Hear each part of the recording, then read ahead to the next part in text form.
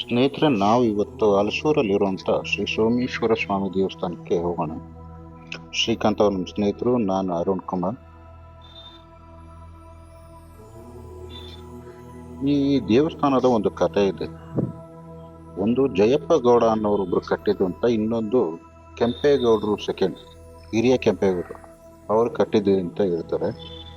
ಚೋಳರ ಕಾಲದ್ದು 1100 ವರ್ಷ ಹಳೆಯದಂತೆ. ಬಟ್ ಕೆತ್ತನೆ ಮಾತ್ರ ತುಂಬಾ ಚೆನ್ನಾಗಿದೆ. ನಾವು ಹೋದಾಗ ಬಾಗಿಲು ಮುಚ್ಚಿತ್ತು, 5 ಕಾಲಾಗಿತ್ತು, 5ವರೆಗೆ ಓಪನ್ ಆಗುತ್ತೆ ಅಂತ. ಇದು ಹಳೆಯ ಫೋಟೋ.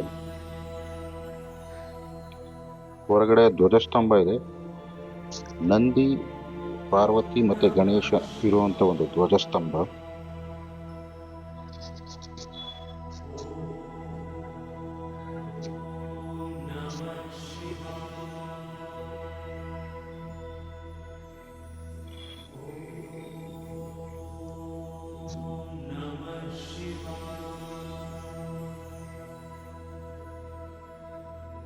ಒಳಗಡೆ ಬಾಲ ಗಣಪತಿ, ಹೊರಗಡೆ ಇದು ವಿಶಾಲವಾಗಿದೆ. ದೇವಸ್ಥಾನ ಒಳಗಡೆ ವರಾಂಡ.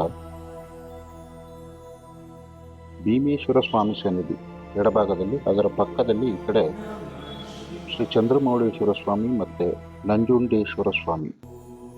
ಇವೆರಡರ ಮಧ್ಯ ಈ ಬನ್ನಿ ಮರ ಗಣಪತಿ ಮತ್ತೆ ಶ್ರೀ ಸುಬ್ರಹ್ಮಣ್ಯ ಸ್ವಾಮಿ ಎರಡಿದೆ ನೋಡಿ, ಇದೆ ಅದು.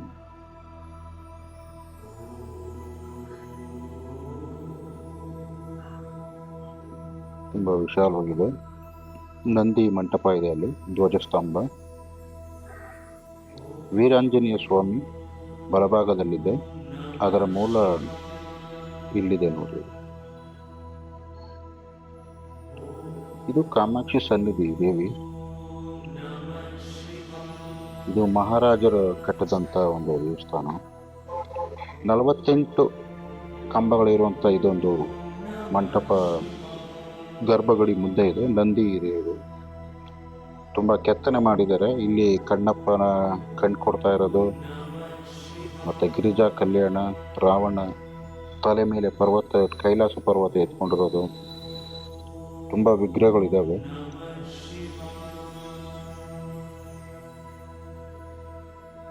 ಸೋಮೇಶ್ವರ ಸ್ವಾಮಿ ಹೊರಗಡೆ ನಾವು ಫೋಟೋ ತೆಗೆಯೋದಿಲ್ಲ, ಒಂದು ಗೂಗಲಲ್ಲಿ ಚೆಕ್ ಮಾಡಕ್ಕೆ. ಇದರ ಸುತ್ತ ಒಂದು ಪ್ಯಾಸೇಜ್ ಇದೆ, ಗರ್ಭಗುಡಿ. ಇದು ಮೊದಲಿಯಾರ ದೇವಿ ಇರುವಂತ ಎಲ್ಲ ಇದೆ.